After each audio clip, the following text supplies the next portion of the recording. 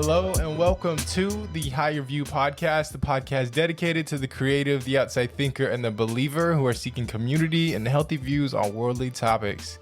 I'm here with my better half and co-host and wife, Alexus. Hello. Welcome to the show. Welcome again. Welcome. Glad to have you. You're welcome. Doing what? I'm doing great. Doing good. I didn't know if you noticed I was wearing red because you are wearing red. I did not know we were matching. That's cool.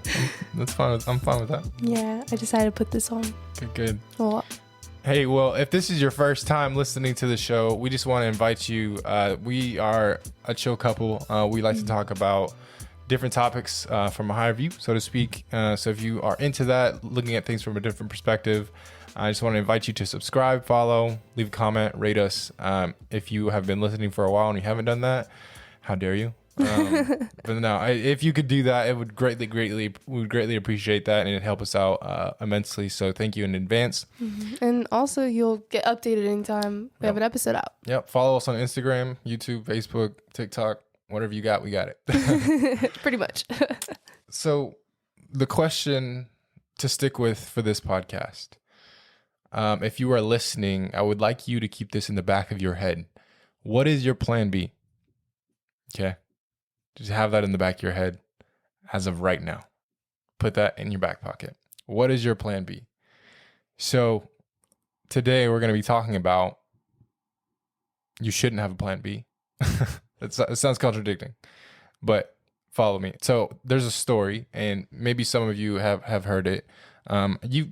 Was today the first time that you've heard about it? When you were sharing, you actually shared it to me, I think 2 days ago. Mm-hmm. But when you're sharing it to me, I was like, that sounds really familiar. Like, where's that from? It's a historical. So I feel like I've heard it before. Yeah, I mean, maybe we've heard it in like history. I wouldn't know. I learned like outside of school, but it's a big historical moment, like a huge historical moment. Mm-hmm. So there's this Spanish conqueror. His name is Hernan Cortes, and in a long time ago, I think it was like 1519. I think it was the year. So they went to conquer the Aztecs on an island, and the Aztecs had like this gold or treasure that they were trying to get at, and the Aztecs were a force to reckon with at that time. I mean, to go against the Aztecs at that time was almost stupid. It was ridiculous to do that because they were such a strong force to reckon with. So we have these Spanish conquerors going to the Aztecs, going to their homeland in their ships, and there is 11 ships, and there is a total of 600 men. And these men get there, and the Spanish conqueror who's leading this, he later finds out that his crew pretty much is already coming up with a backup plan. They're already coming up with, okay, obviously we're not going to win, so let's come up with a thing on how we're going to get out of here, because when stuff goes south, then we're dipping. So when he found this out, he found that they're kind of scheming against him. Then he ordered everybody to burn their ships, and he told them, we're not leaving this island until we win or we die. And that was their only option. So them to burn their ships, they're burning any way that they could get back. They're 100% committed to either winning or dying. And that is their only option. There is no plan B. So when I first initially heard this, it was a while back. When I heard this, I was like, dude, it gives me chills. Because for somebody to burn the way that they got there, knowing that they are outnumbered, knowing that there is a huge chance that they are probably not going to make it out, is ridiculous. It's ridiculous. Like, why would you do that? Yeah. That kind of like ambition to want to succeed or die is ridiculous. You're like giving yourself no other way. Yeah, and that's the kind of that it marked history forever because of what he did. That small decision of just burn the ships. We're not going back. We are gonna win. Like there is no other option, but we are gonna win. And later they ended up winning, and they ended up taking the Aztec ships back to their homeland full of gold. Wow. Yeah. So very inspiring. It's a crazy story. But all that to say, what is your plan B? What is the thing that you're holding on to in your back pocket just in case things go south? And this is kind of an episode to make you analyze your life, see things from a higher view, and see what you're not giving your full attention to.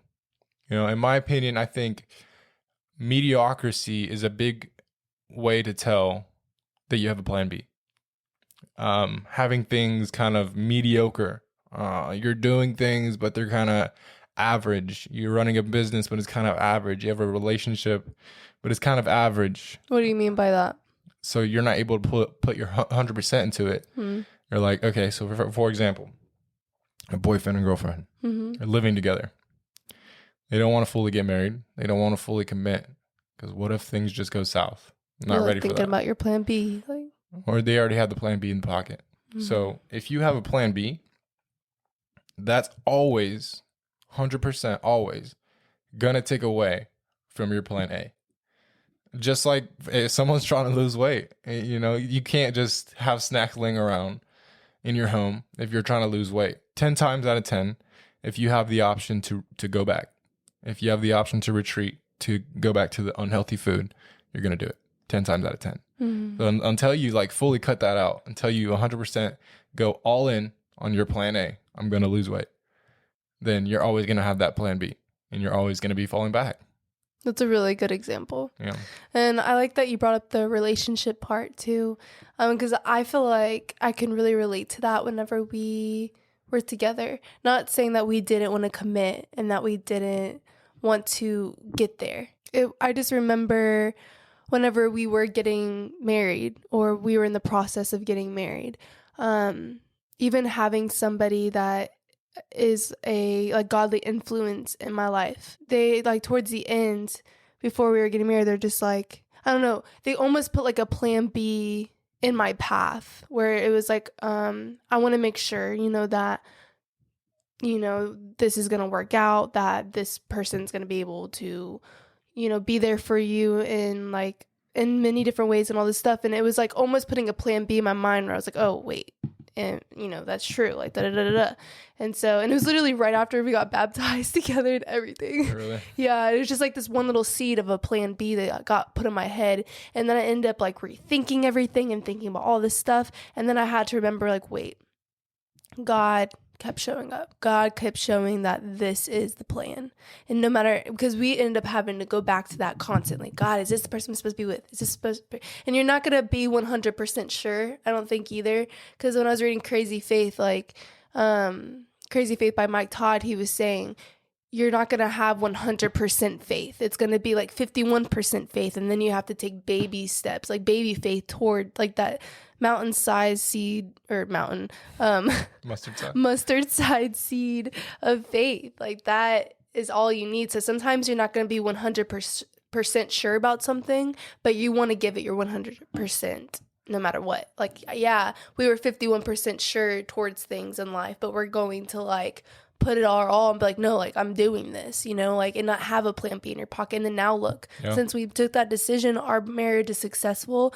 Our marriage is thriving. It's our lives have completely changed because we said yes and we didn't have that plan. Listen to that. Even I was saying, even a godly person in my life, a big voice in my life, there was a seed of a plan B where it got me thinking, but I had to remember what God said. Yeah. I couldn't listen to that plan B. So I think I'm so glad that you went over that too, because it can even be from other people.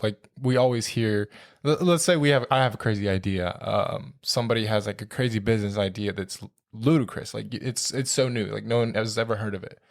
And you tell it to someone, well, that isn't safe. Maybe you should have a backup plan just in case things go south, just in case it doesn't work. Maybe you should have a backup plan. That's a good idea. It's been so implanted into, I don't want to say today's culture. It's just how we are. It's just the world we live in. To have a backup plan, I think it's always in the back of our head to have the back of our head a backup plan. It's always there. It's a habit. It's habitual thinking. So I think we have to break the habitual thinking and not just say okay, well, let me put everything to the side and just go full in it. I think it's more than that. I think we have to break the habitual thinking, because I think that's what it is. I think it's habitual thinking of always wanting to play it safe. And maybe it's because of what we've heard from other people. That's so true. And then, like, a little update on our life, and this goes really well with it, because I have my business and all this stuff, but like, I could totally think, okay, I'm not exactly where want to be right now, because it takes time to build your business. So maybe I should put this to pause and then get a good corporate job that pays me really well, so we can do this, and then I can come back to it. And then it's like, no, why am I even thinking about a plan B? Like, my business can thrive and like real quick, like things could change overnight. Things can. Like, I have faith, like things can change overnight when you're planting all these seeds, when you will reap a harvest of, your seeds that you plant, the fruit that you're building in your life. Like, you spending this time working so hard towards your website, towards planting seeds, towards making a post. Like, it takes one person to find that post to reach out to you. Like, it takes one thing to change in your business. So I just appreciate you, because you encourage me, and you don't say you're not that plan B'er in my life. You're not that backup plan in my life where you're like, hey, like, maybe you should think about this just in case if it doesn't work. Like, that's not even an option for you. You don't even see that, and you help encourage me whenever I'm when I feel not, very encouraged, when I feel a little let down, or you're like, no, like, you need to, work harder. Like, what else are you doing? Think outside the box, like all this stuff. And so I just really appreciate you. There's never a plan B with you. It's always like, you're doing it, let's go. I think I understand that only the successful people in this world have had that mindset. There hasn't been a plan B for people that have done things successful. It's either you're 100% committed or you quit. That's it. There's only two options. I mean, you can be partial, but you might as well quit, because you're not going to be 100% committed. Might as well quit. There's a story. Everybody knows Ed Sheeran, right? Ed Sheeran. You know Ed Sheeran. The singer, redhead. That sounds really familiar. You know Ed Sheeran. What's if I show song? you a picture of him, I don't know. I don't listen to his music. I just know of him. But if I show you a picture, you'll know exactly what I'm talking about. If you don't know Ed Sheeran, look him up. He's famous. But so he went to London when he was like 16, I think. And this is a perfect example of burning the ships. He was like 16. Dropped out of high school to go chase his career in music. Wow. Went to London, was doing like 300 shows a year at this point. I think he was doing like up to 6 shows in a day. Wow. And he would just sleep on a couch. He didn't have a place to live. He was homeless for years. And after shows, if he didn't have somewhere to sleep, then he would sleep outside with his guitar. It was literally make it in music or fail for him. That was his only option. He only had a plan A. There was no plan B for him. And right now, he's one of the most well-known artists around the world. Wow. I mean, he released an album. He blew up. Released a second album. Got even bigger. Like, that's the perfect example of not having a plan B. Going 100% full send for the boys. Full wow. send. If you know what I'm talking about. Full send, boys. Wow. That's crazy, though. Yeah. What if we took what we knew is our callings and actually lived in that manner? What if we went 100% committed, plan A, no plan B, in everything that we did that we knew we are called to? For example, this podcast. No plan B here. Like, there is no, if we don't grow, then maybe we should do this. If we don't grow, maybe we should go try this. We're going to grow. Like, this is the plan A. We're going to grow this podcast. We're going to get it somewhere. That's what we've been called to do. We're going to walk in it. There is no plan B. We're 100% committed into this. We prove that out week after week. We come up with content. We edit. We talk about what we can do now, what we can do new for this podcast. Like, this is the plan A. We're committed to this. There is no backing out. Yeah. I really feel like now that we're highlighting this, you're going to recognize those thoughts that come to you. Oh, yeah. Like, oh, wait, that is a plan B. Let me not think about that. Because it's like, oh, what if this doesn't work out? Then I need to go to this next thing. Yeah. But I think, like, if you're in a job that you don't like and you're trying to, have visions and plans and things like that, like, that's okay to start, praying and seeking God, like, oh, what's next? Like, you will feel it. You will literally feel that it's time for something else. Yeah. And that's not a plan B. That's trying to move forward. That's totally different. Oh yeah. If you feel like a call of entrepreneurship, like, obviously you're not going to just quit your job and not have any resources to pay your bills. Right? No, that's just being idiotic. Don't do that. But be smart about it. And it's like where your passion is. So like even today, just to let you guys inside of my world a little bit, I have a corporate job. I work from 8 to 4 every day. Weekends I have off, but most of the time I'm working on other stuff when I get home. Today, I just turned on my ads for my other business that I'm trying to start to get me out of my 9 to 5, I guess you can say. It's not 9 to 5. It's 8 to 4, but it just sounds better, 9 to 5. But me and my buddy, Anthony, we're going into business together, and he's probably listening on the way home. What's up, bro?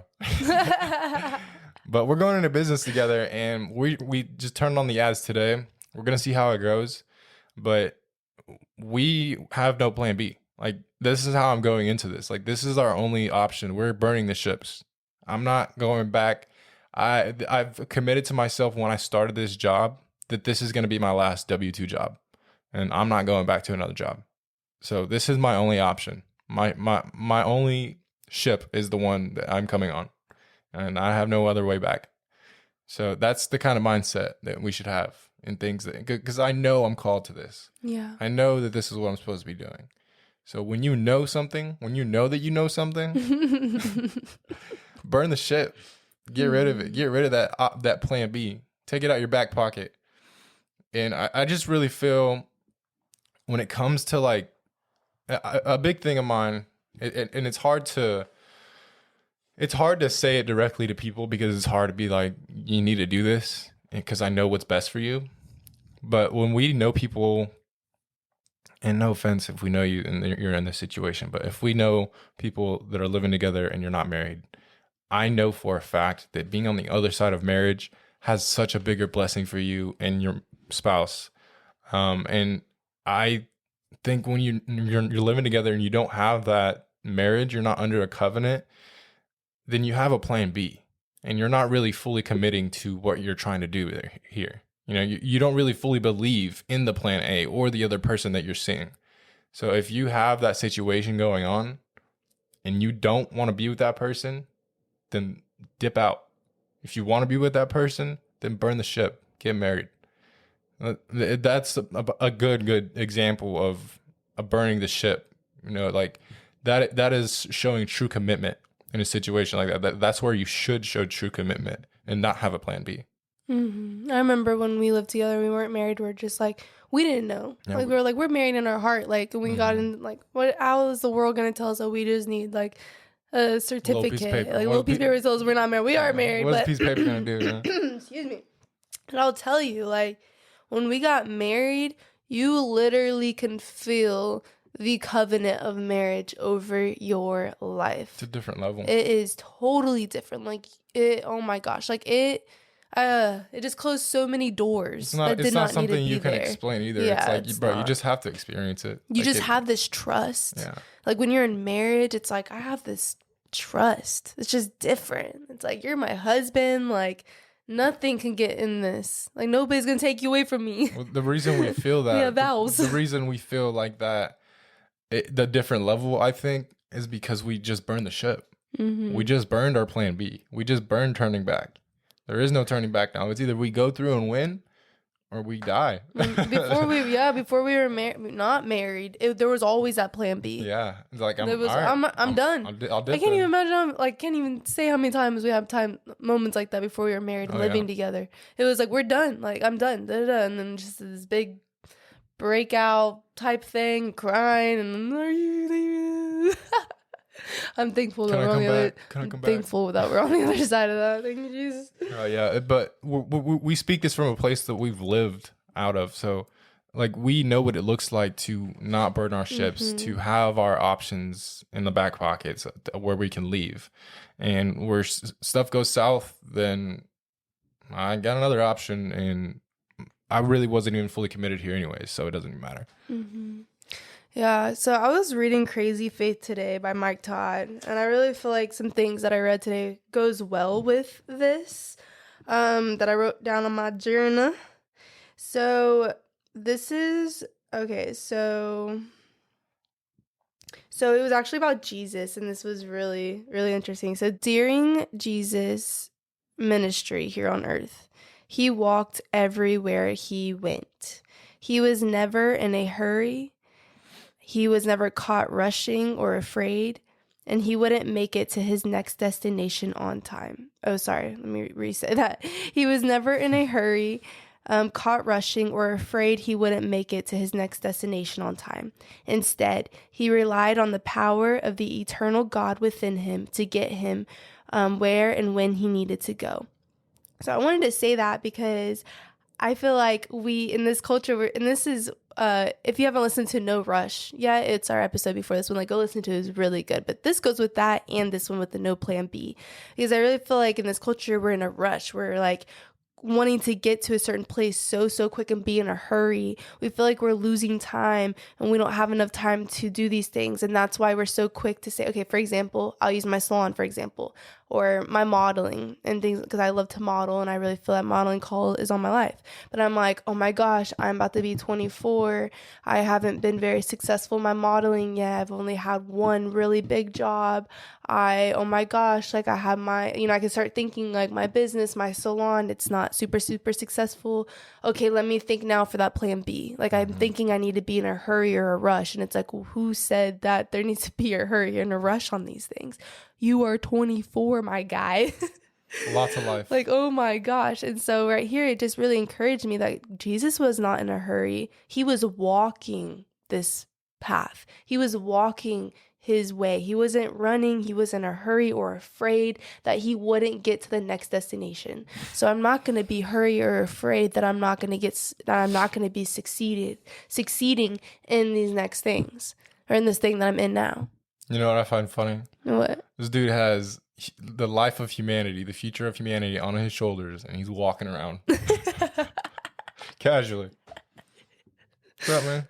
He's just taking his time. He's being So led. He's being led by God. He's not in a hurry or rush. He's not afraid. Like, I'm that chill. I'm that chill. you dude. are. You are very that chill dude. Yeah, but if you do need, and then he really encouraged in this part, if you do need a plan, like you do feel things on your heart, then it says you can stride into the divine purpose and God designed just for you.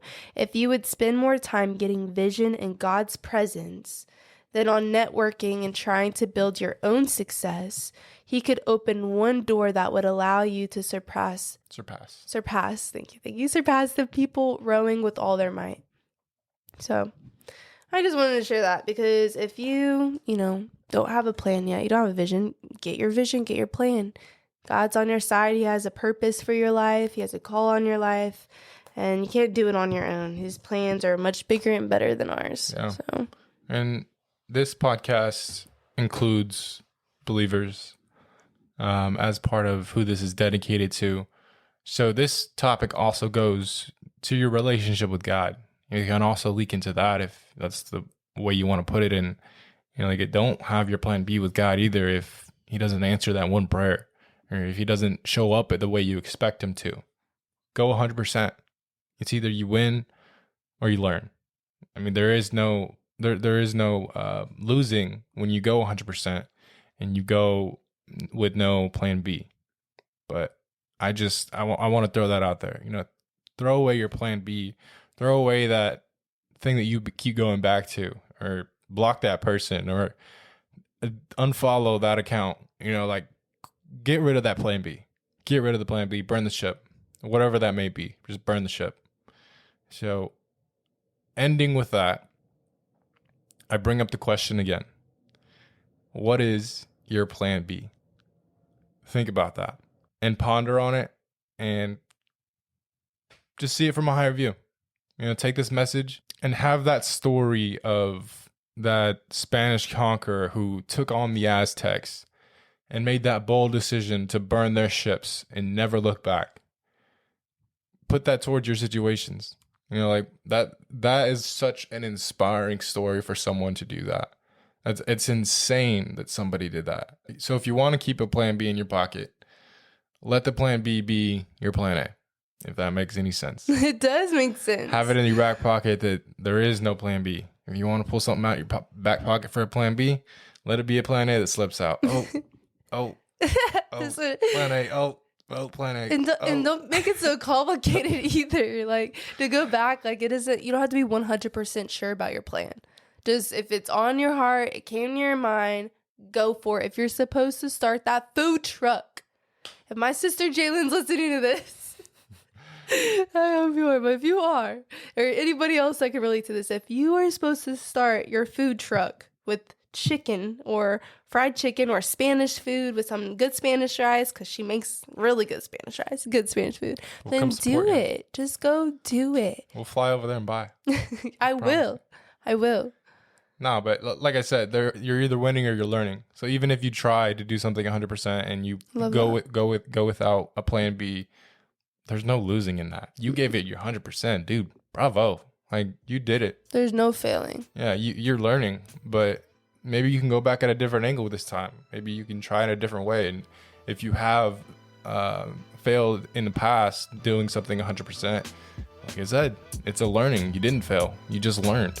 So try something new. Yeah. And then you're literally taking what you learned there and you're, putting it to the next thing, which is really awesome. And that really goes well with something that we went through. And I've talked about it before in our podcast, but we've started other things. There was like the jewelry business, all this stuff. And we didn't, continue that. But I learned a lot with building website, with marketing, with all this stuff that carried on to my next business. So yeah. Never failing. Never think you're failing, guys. Learning or you're winning. You're learning or you're winning. Yeah, that's awesome. But I love you. This is a good episode. Mm-hmm. Good episode. Episode. We love you guys. Thank you so much for listening.